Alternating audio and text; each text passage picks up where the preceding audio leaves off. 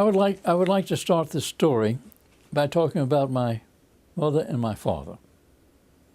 My father was born in Columbus, Georgia, and they moved to Atlanta in 1902, I think. My father graduated from Boys High School in Atlanta in 1910, graduated from the University of Georgia in 1913.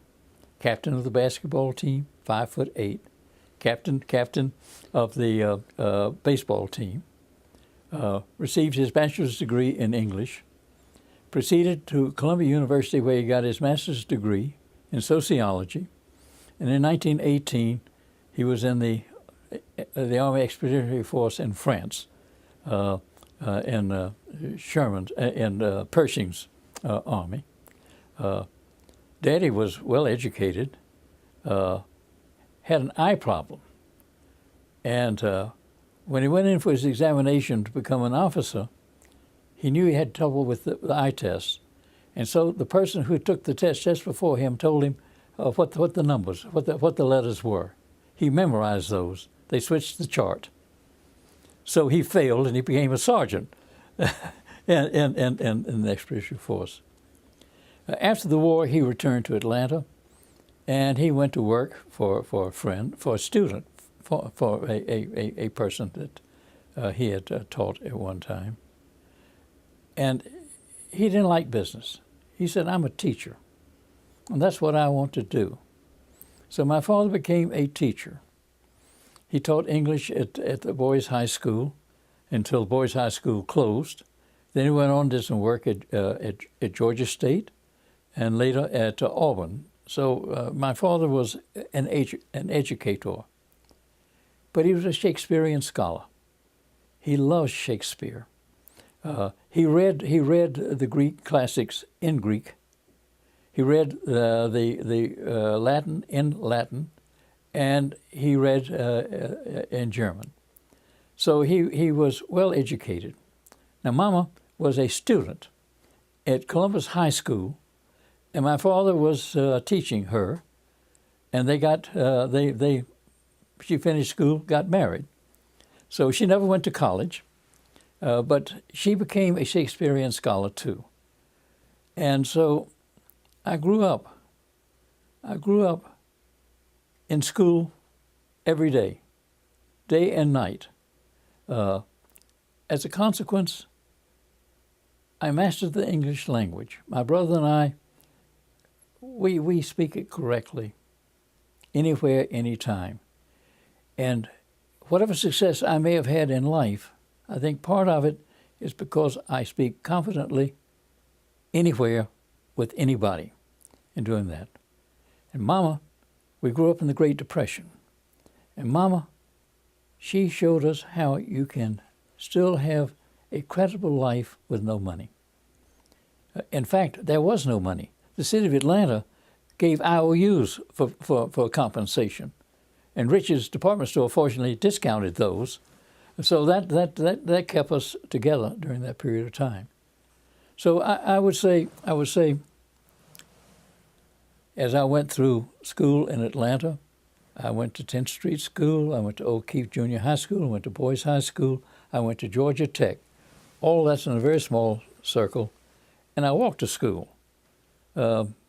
because I couldn't afford any other way to get to school to do that. But it's interesting for my brother, 6.5 years older than I, who also became a very successful person. He retired as chairman of the board of Dan River Mills. There was never an incident in our life where somewhere along the way Shakespeare wouldn't be entered, because it would explain, you're in this situation, this is what the bard said about that. And so that really helped me. I became 17 on October 5th, 1944. Went down for my physical at Fort McPherson, eligible for the draft. I was deferred because I went to Georgia Tech. But after a year at Georgia Tech, the draft was still there, so I elected to go into the Coast Guard. I went to the Coast Guard. I enlisted in the Coast Guard because the Coast Guard Academy, you could enter the Coast Guard Academy by competitive exam. I didn't have the political connections to get an appointment to West Point or Annapolis to do that. And I didn't pass the test the first go-round. I passed it the second time, did a great job. So I'm enlisted. I report up to the Coast Guard Academy. I get in, I do my eye exam. I have astigmatism. At that time, if you had astigmatism, you could not be an officer. So I served out the rest of my time in the Coast Guard, and then I came back, and I went back to Georgia Tech, and I got my degree. And from a personal standpoint, it was interesting. I had come to the conclusion that in Latin America, there was no steel. They had coal in one place, they had iron in another place, but they're never in the same place. So I said, why can't we do this with plastics? Why do we have to rely upon steel? So I said, I'm going to go to work for United Fruit. I'll go down to Central America. I'll find out how you grow bananas, because that becomes the basis of the polymers in which we can do that sort of thing. So I applied for United Fruit, and that's the only company I really tried to get a job with, and I was not successful. But the Georgia Tech Placement Bulletin said the IBM company was hiring people for their time equipment division. They sell time clocks. But it has a 60-day training program, and then you can immediately go into a sales force. I said, that's for me. Because if I can get something, get trained on it, and I can go out on a commission basis, then I can make money, and that's what I want to do. So I went down to IBM on Baker Street, on P Street at Baker Street, and went in and asked to see the head of that unit. He took one look at me and my background and said, you're wrong place. You got to go in the punch card group. That's next door. So I went there, and bottom line is I got hired by the IBM company, and in 34 years, the IBM company was the most wonderful institution I had ever experienced in my life. It still was the most wonderful institution I have experienced in my life. And the company was very good to me. It was a great company. It was a great company in the sense that you made a comfortable living. It wasn't designed to make you rich. You would have a comfortable living, but you had it for your life. And you had opportunities to really create things, to develop things, to be an entrepreneur. And that was just great for me.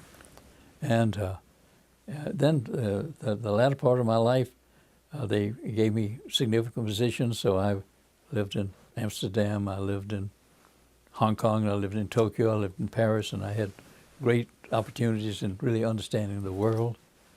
And then I came back to Atlanta, and they reorganized, and my wife said, I'm not moving again. So I went to work for the chairman, and so I represented him in the Southeast and took over the community responsibility in Georgia. So that's my background. That's what trained me. And then quite by accident, a former IBM employee told me that the water treatment business was great. Why don't I join him? And I did. And I got started in doing something with water purification, and that's led to what we have today. So that's my story. What I found matched what I believed in. Tom Watson wrote a book called The Business and Its Beliefs. It was great. It set forth three simple things: the responsibilities that we as employees in the company have. And employees in the company, that's from the chairman down, that's everybody. Number one, it is the fact we have a responsibility to the people who provided the money to make the company. So don't lose sight of the fact that it's not just fun and games. We have a responsibility to produce return on their investment. That's rule number one. Rule number two, we have to recognize we have a responsibility also to the community in which we live. And we have to respect our customers. We have to respect our suppliers. We have to respect the community that we live in. We have to really be responsible citizens, if you will. And finally, we have to show respect for the individual. And respect for the individual is fundamental, because respect for the individual says that you're expected to perform. You expect to perform, and that means no misbehavior. It means you're expected to do the best to your ability, in whatever position you're in. I don't care whether you're the sweeper. Your responsibility is to be the best sweeper you can be. It's all to take an entrepreneurial sense. John Opel, one of our chairmen, one time remarked about that responsibility. He said, when I enter into a building and I see that the front plate is dirty, I stop, I clean it. I don't wait for somebody who's responsible for cleaning it to come over and do that. It's just a responsibility I have. So if you do satisfy yourself, but satisfy your superiors, that you've done the best that can be done in that job, the reward is a continuation of your employment and continued opportunity to progress in the company. So in a way to say, as I said earlier, those values I had entering into the IBM company, they're not ones that the IBM company said, adopt these values. But it's nice as a corporation, as an institution, that you can have leadership that has that focus. And that's global. You can get funny things. We had a policy. IBM had a policy in the company of a low-cost life insurance policy to our employees. It was a gift. You have this insurance policy. And someone came along and said, "Well, we ought to make that global. It shouldn't just be a U.S. policy. We ought to give it around the world." So it came, and I was out in the Far East at that time, and it came in discussing that with the manager of our Indonesian operation, that we're going to give this wonderful new benefit to our employees. Says, "Don't do that." I said, "Why?" The minute his family finds out if they kill him, they get $25,000, he'll be killed on his way home. So in terms of doing good globally, it's got to be always on the basis. Same thing. We had a chairman that was in India, and he was in India, and there was a sweeper,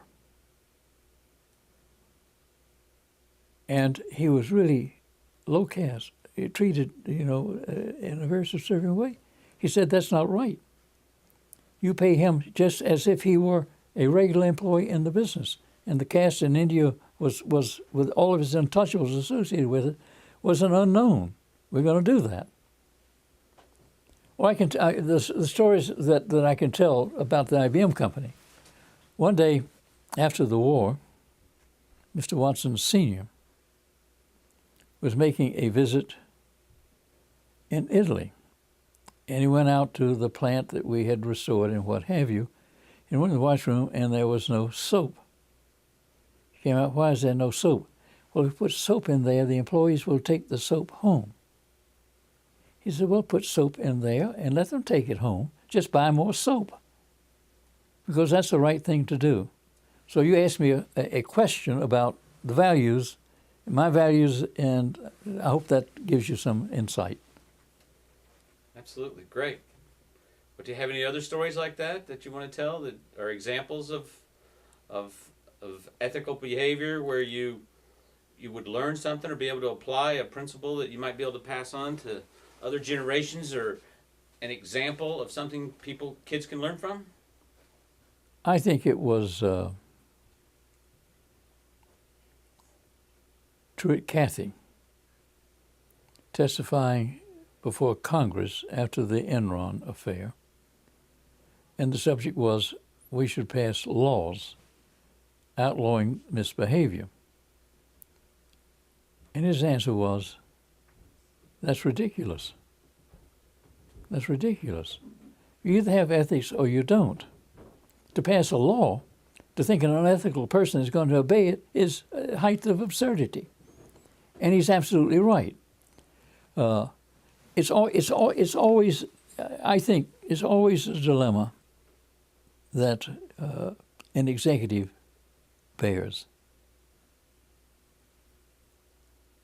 When you hire someone, that becomes an interesting dialogue, and you have to make some judgments about it. Sometimes you'll hire someone you know is not ethical, and that's all right. You can live with people who are not ethical. You can even interact with them in a commercial venture. You have to always be aware that because I don't trust you, therefore, every dealing is going to have a scrutiny that recognizes my sensitivity to you involved in it. But it's so easy to be conned. So that becomes the challenge. Dick is here. We'll take a pause.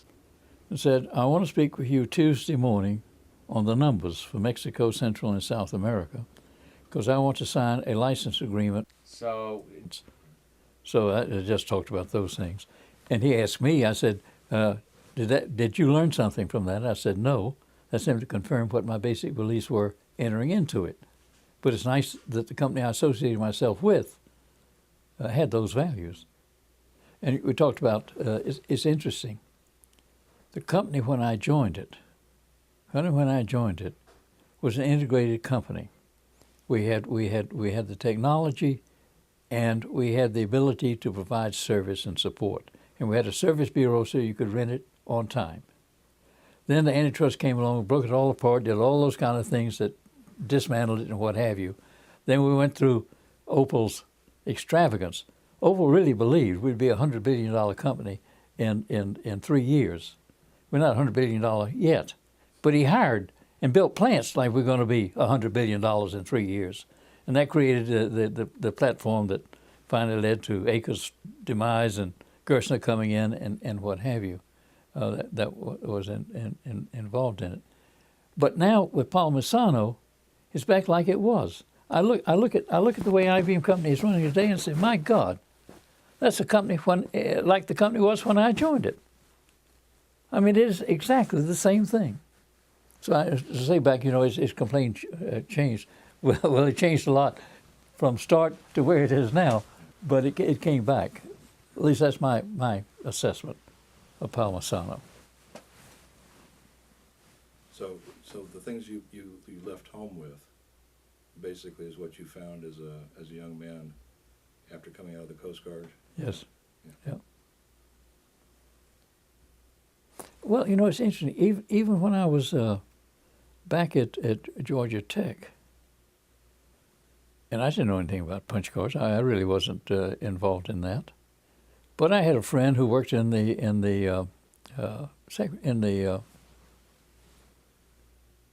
record keeping department, whatever you call that part in a school. He kept all the records, and it was punch card. So I got into discussions with him. He kept talking about the old man, about Tom Watson. And Tom Watson, what a fascinating character he was. And I guess in a sense, much of what the company is can go back to Watson. He worked for Patterson. Well, he was a piano salesman, I think, in upstate New York. And he worked for Patterson at NCR, and he became the number 2 guy at NCR. Then he got into conflict with Patterson, and Patterson fired him. And so there was a Computing, Tabulating, and Recording Company of America that basic business were meat slices and time clocks. It did have punch cards, but there was no business associated with it. And they hired Watson. The first thing Watson did, he went to I forgot the bank, it'll come to in a minute, and he borrowed on his own cognizance $40,000. He put $25,000 of that into education and the balance in R&D. And that was the basis under which the company really began to develop into what it subsequently became.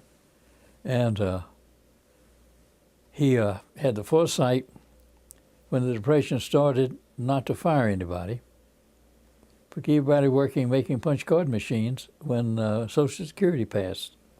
And the only company that could provide machines that could take care of Social Security was IBM. So it came out of the inventory. So he did that. So fascinating guy. The highest paid executive in the United States during the Depression. He liked Hitler. Hitler gave him a medal. It was only later he realized that from a PR standpoint that wasn't good. So he gave the medal back, but nonetheless, that's part of the history of the IBM company. And that's a rich history and a lot been written about it.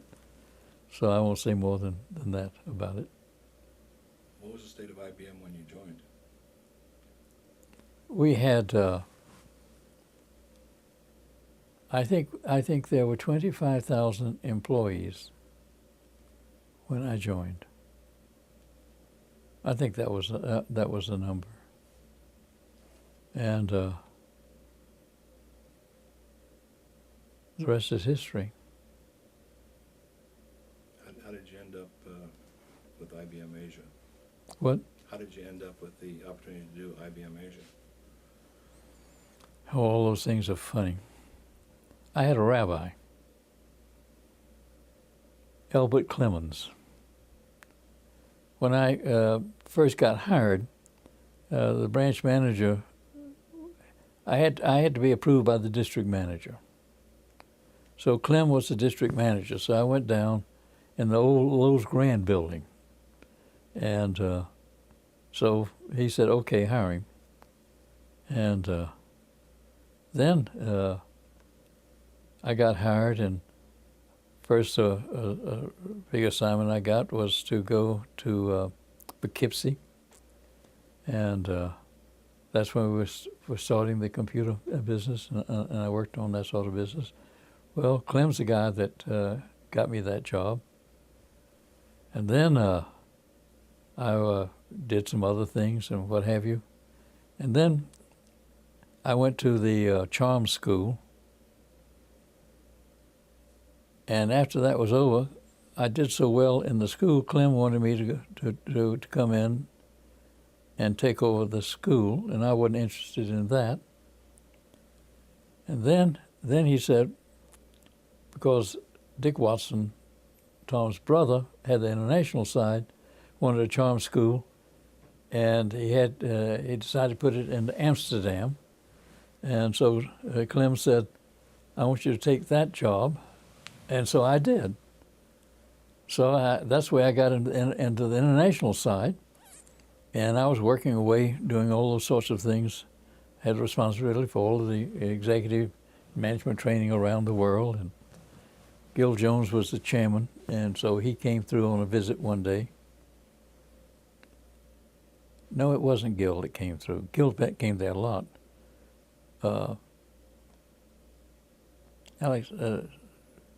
Dick Warren came by, and I had planned a trip to go out to the Far East. I was going to go to Tokyo, going to go down to Australia, and I already booked all the flights to do that. And he said, "Oh, I think maybe you ought to go to New York on your way. Go that way, because I want you to talk to Alex Patterson.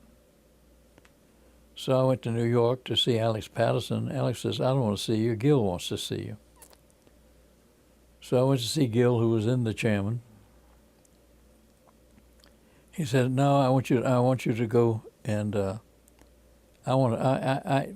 Williamson's got more than he can manage. He was running all of the Far East. And I want you to go down there and take some of that load off of him. And I want you to take Southeast Asia. And you put the headquarters anywhere you want to put it.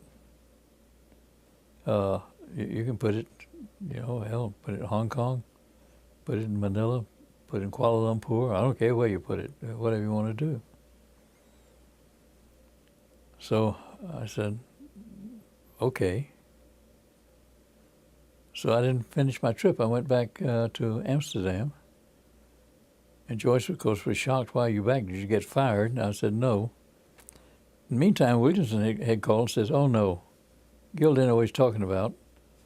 You're going to work for me in Tokyo. So forget Hong Kong, forget Kuala Lumpur, forget Manila. You're coming here. So we went out to Tokyo, and we found a house. We bought a car. We found the school we're going to put the kids in. Came back to pack up and move. Got another phone call. No, you're not coming to Tokyo. You're going to Hong Kong. So based on that, I went to Hong Kong.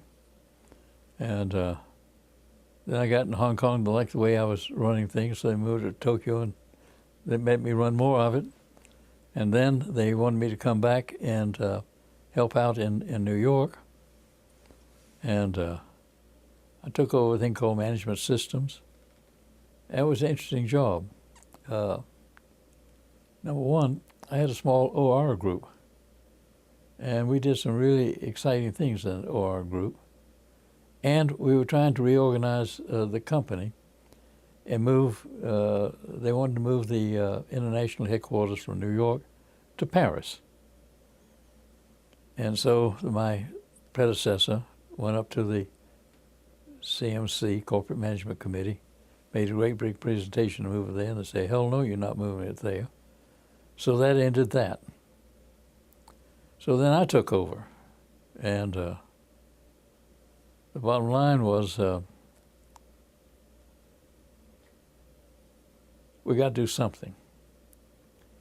We can't continue to exist with two companies, two IBM companies, having their own independent development paths that are not unified in a strategic sense. So we need to do something differently. And I had the responsibility then to see how we can do that. So I led to what was a restructuring of the company. And that was exciting. That was exciting work. So when I get back to it, my rabbi was Clem, and he played a significant role in getting me positioned. And then Gil Jones became also a person that played a significant role in my life in the IBM company. What was the strategic solution to the two independent companies? That's very interesting.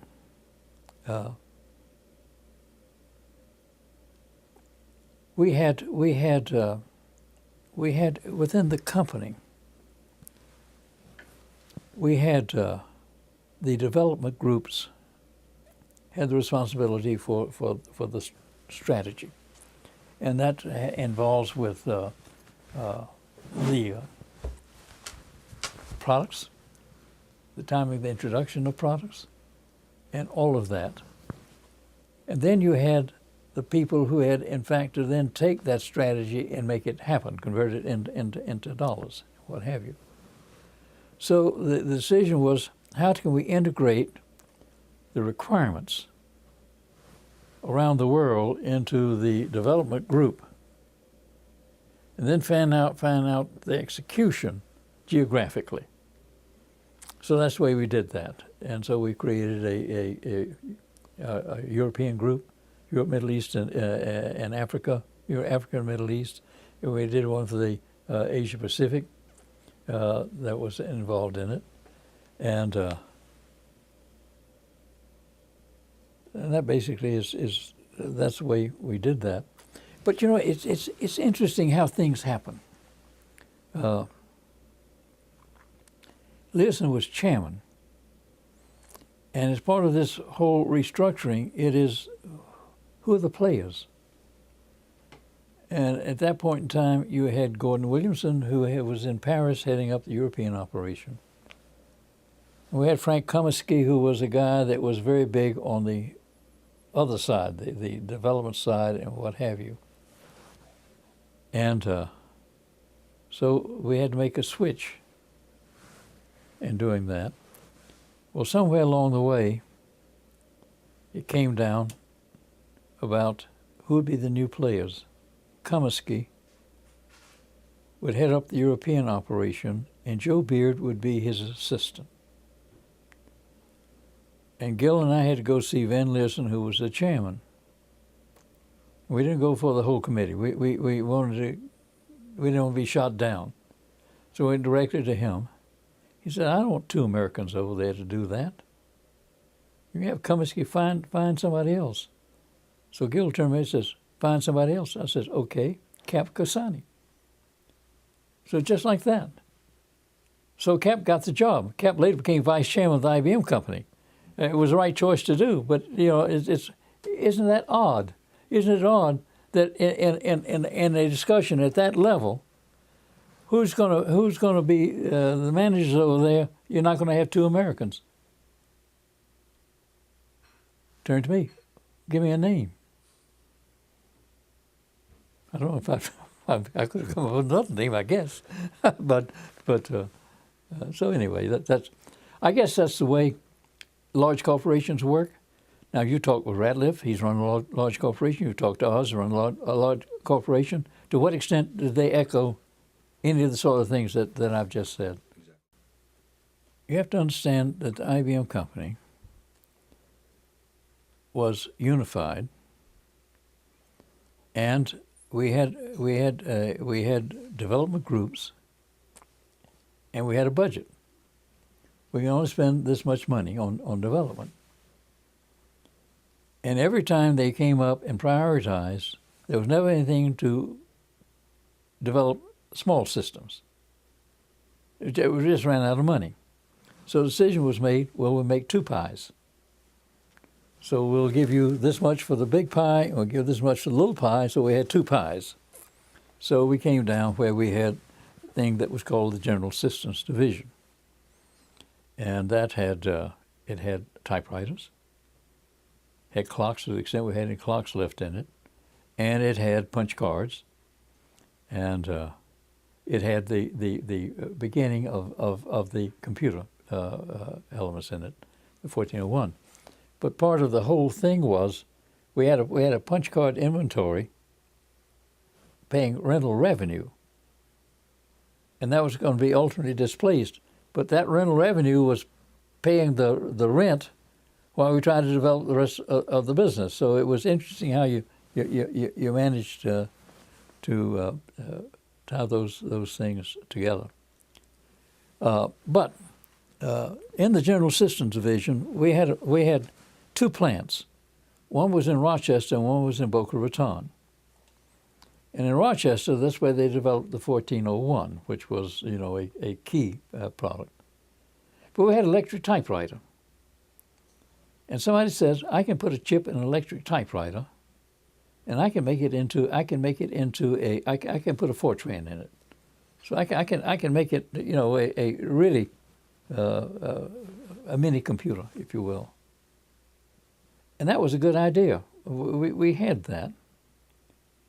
But then the idea was, we were aware of jobs a little bit, and we were aware of hobby shops. And a guy named Peter Schultz was in my group, sort of an OR guy, and he said,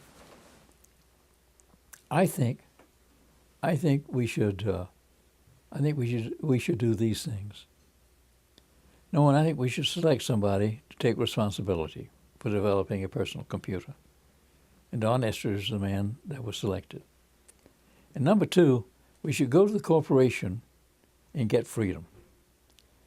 because after the 360 brouhaha, and it was really a brouhaha because great system. It was designed so you could migrate up to larger systems without having to reprogram everything.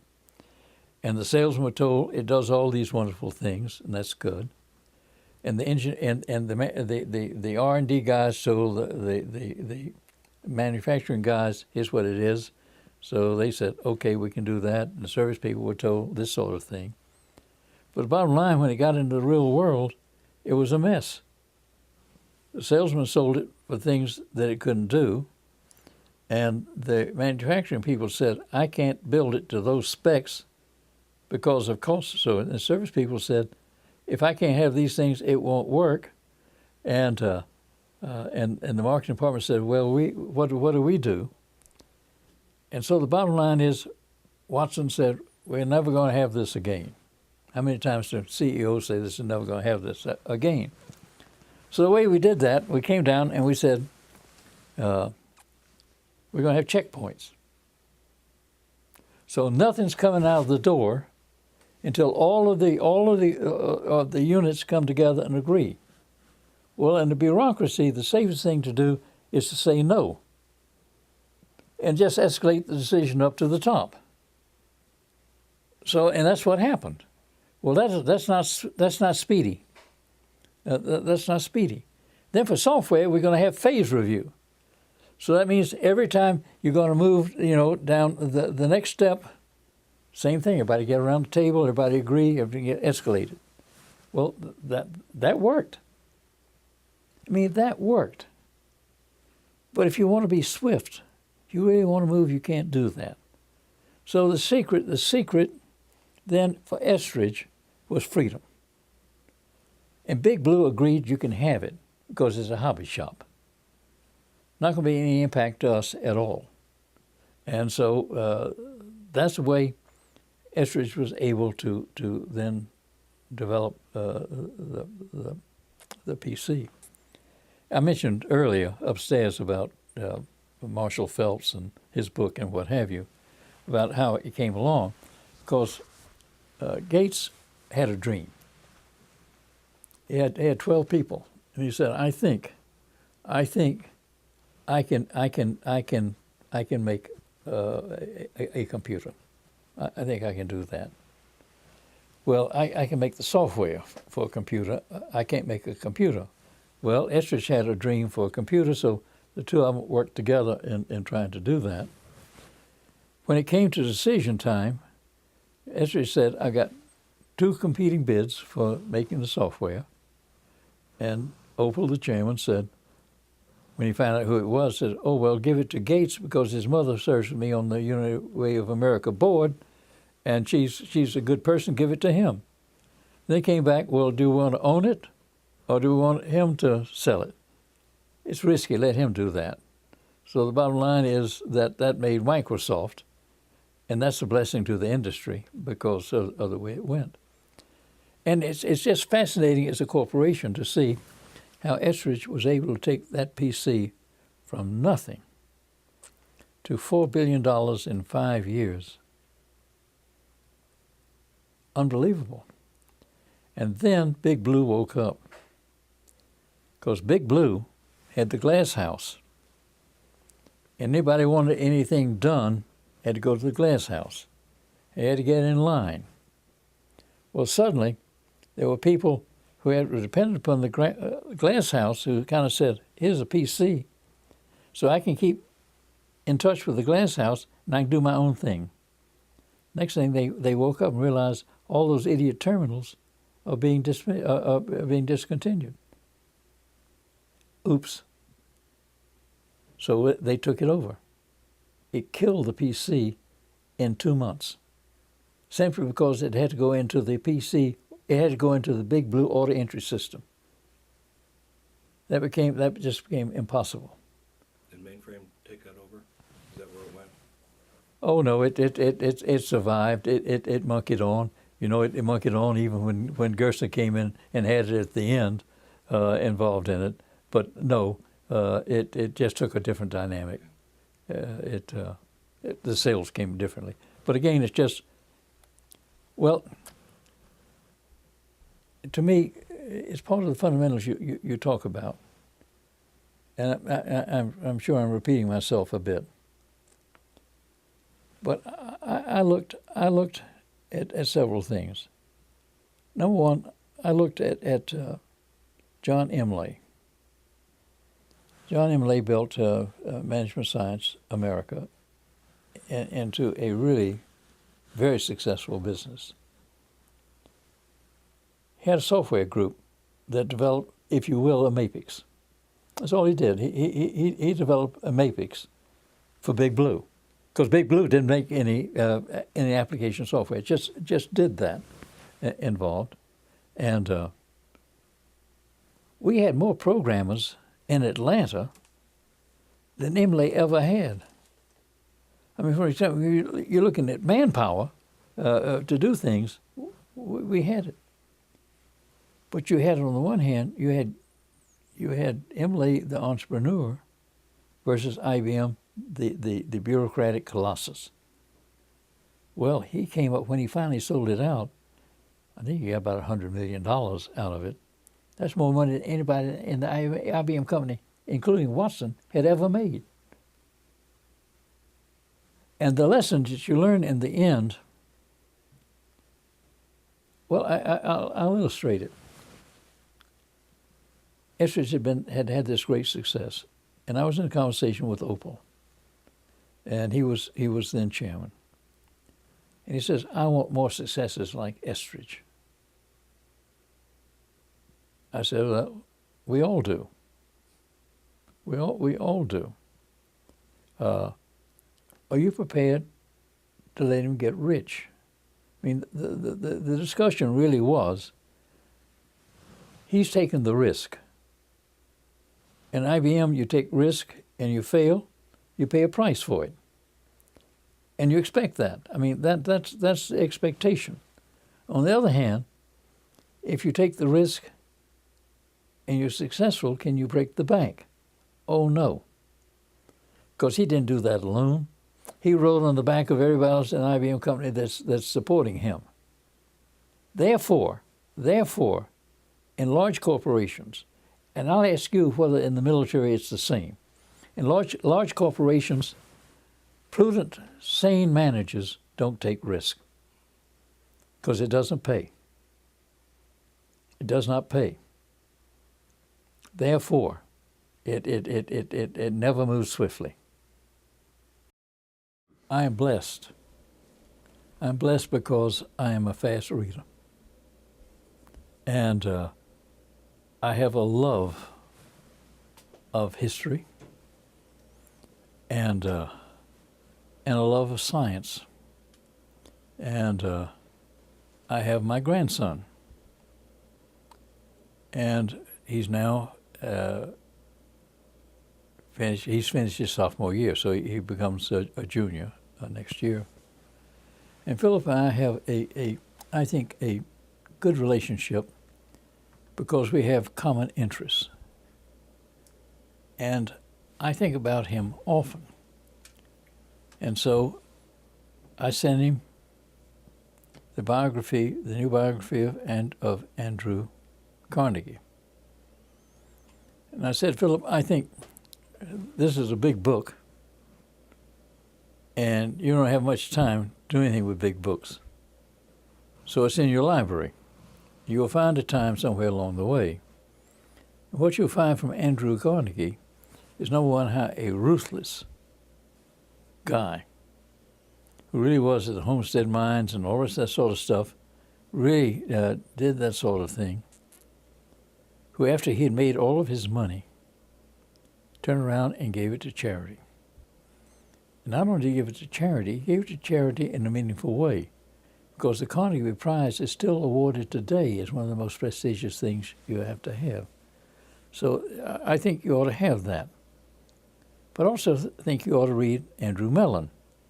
So I gave him the Andrew Mellon books, a great big thick book. And then he was at FSU. He's in the business course, business school. But he has an interest in he has to be on the science side. He's good at math and all that sort of business. So I bought him the big book out of Costco that had all science encapsulated in it, which I thought was very, very good. And I said, this will help you. This will help you because without really in great depth, you can get an understanding of what the great science thing. It's more than science that's involved in it. So I do that. Then once in a while, he was some part of history was in it, so I sent him Metternich and the Duchess, because I wanted to read about Napoleon. I want to read about how hard war is. So I said this would be a good way for you to get an understanding of the political environment when the kings were in charge in doing it. So it's just interesting that because I have this great love of books and what have you, that Philip in turn likes that. So now I've got Sam Holliday. Sam Holliday, you know, Colonel Sam. Well, I have to say, Professor Dr.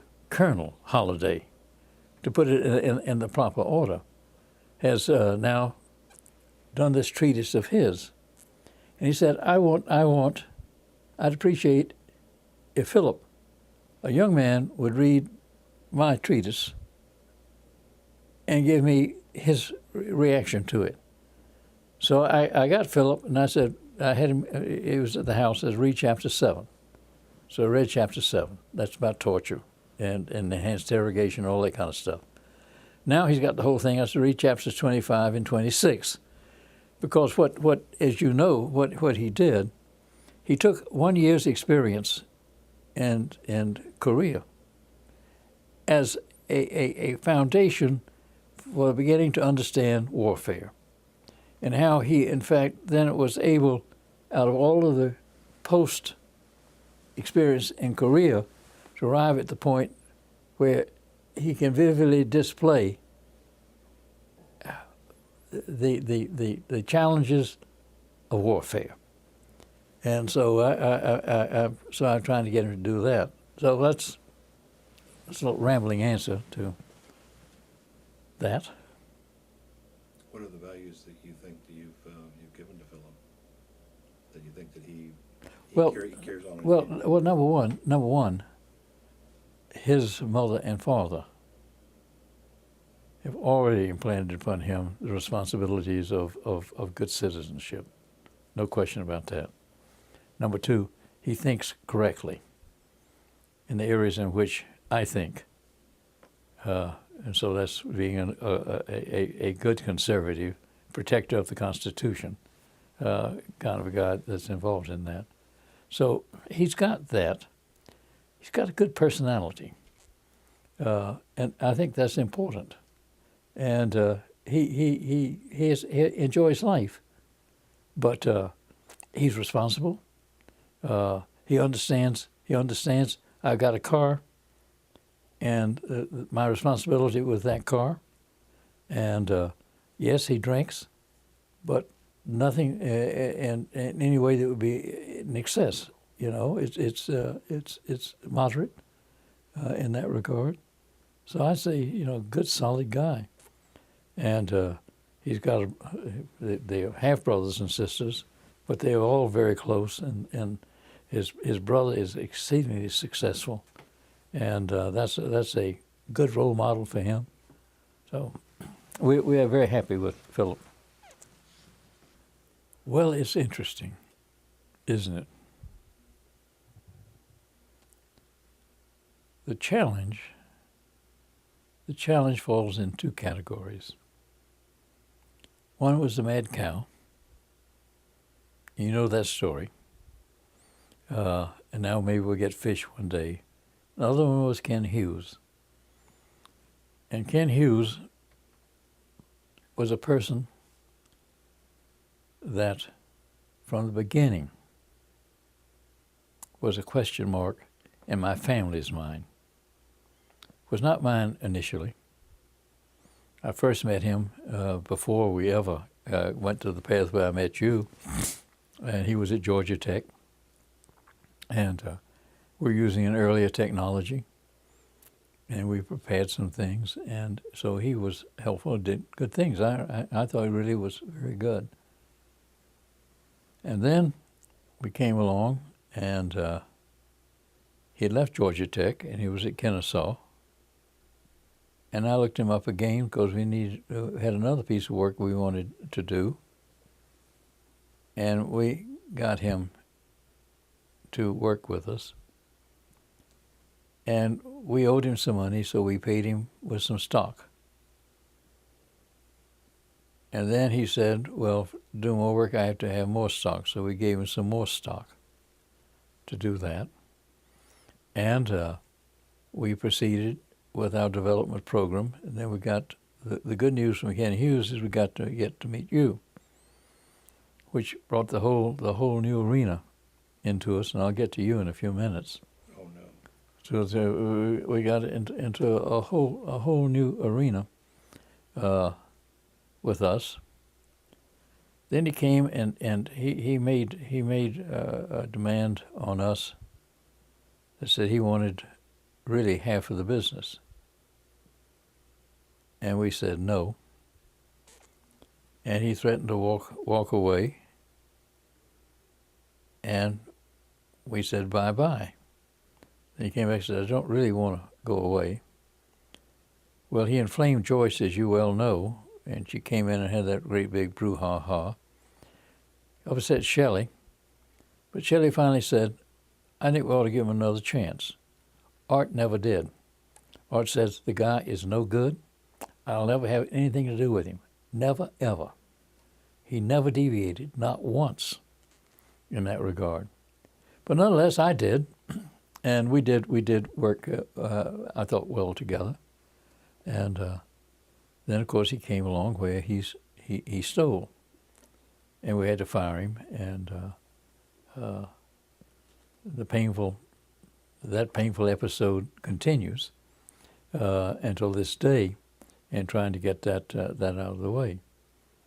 But now I'm addressing this to Gary, not to Dick, because Dick was at the business school at Georgia State. The geniuses decided that he really ought to be over in the what's Peterson's department called? Science and mathematics. Science and math. He ought to be in science and mathematics. And there was a program that was coming along called the Small Business Innovation Research Project. And Dick had that. And fortunately, his office was 3 doors down. So we got introduced, and he said, what do you do? And we told him what we were messing around with, and he kind of liked it. And we developed a relationship. So I got to know Dick Titus. And number one, if you want to come back and really understand values, he's got them.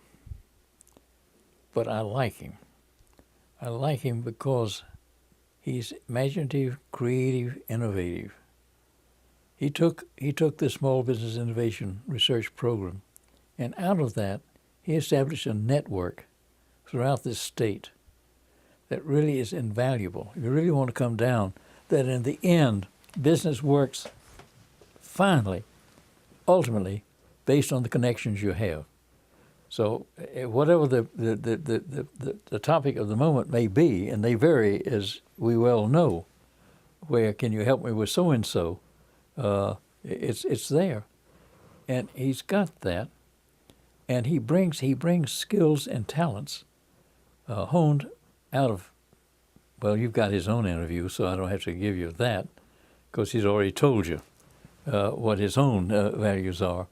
But I must say, he's turned out to be one of the dearest friends in my life, so thank you very much. I made the decision a long time ago to minimize what I put in writing in the business arena. I just say, if it's in writing, it's there, and there are times in which you're better served not to have it in writing. And I look at people who love to bolster their ego by writing about how really good I am and what great contribution I've made. I don't do that, and I'm not a creative writer.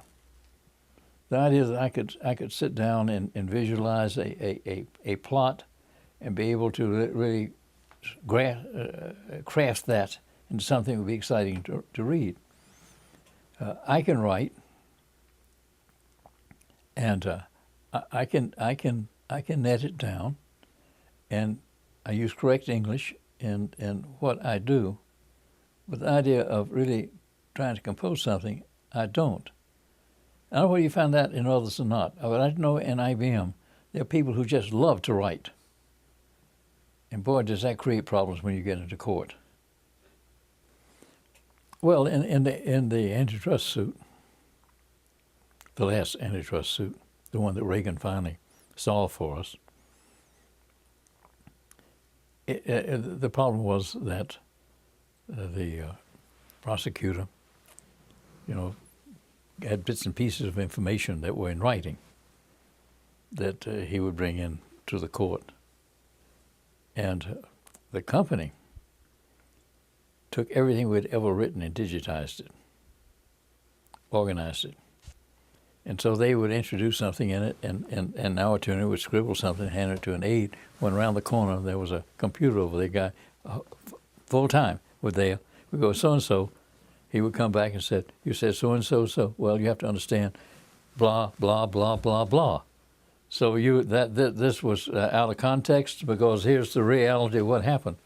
It just, it was masterful from a legal standpoint. But we had a judge that didn't like us and only got solved because Reagan came in and had the suit dismissed. What would be topical in a way is to think in terms of repeal of Glass-Steagall and the role of investment banks in our economy. I'm a great believer in investment banks. I believe there should be a source of capital that can be invested in risky ventures. That you won't be able to go to your neighborhood bank and say, I got this dream from so-and-so, lend me some money. Well, you don't qualify. An investment bank can look at that and say, okay, if I get this chunk of your business, I'm willing to give you this amount of money. Go do it, Buster, and do that. So now that's a sin. We suddenly have converted all that into a sin with this current nonsense that's going on in our country. And I hope some way that comes back, because I think there's a place for junk bonds. Yeah. The junk bonds are not bad. Sure. So it would be interesting because, well, look at the consequence of Enron. Look at the consequence of Enron. We got we got Sarbanes-Oxley. That's our Congress. Man, my God, all the bad thing you've done, we fixed it. Well, what a fix. What a bloody fix. Paul Massander told me personally, it cost the IBM company $100 million a year of additional expense because of Sarbanes-Oxley. Has nothing to do with how we're going to grow and develop the business. And IBM's not alone in that regard.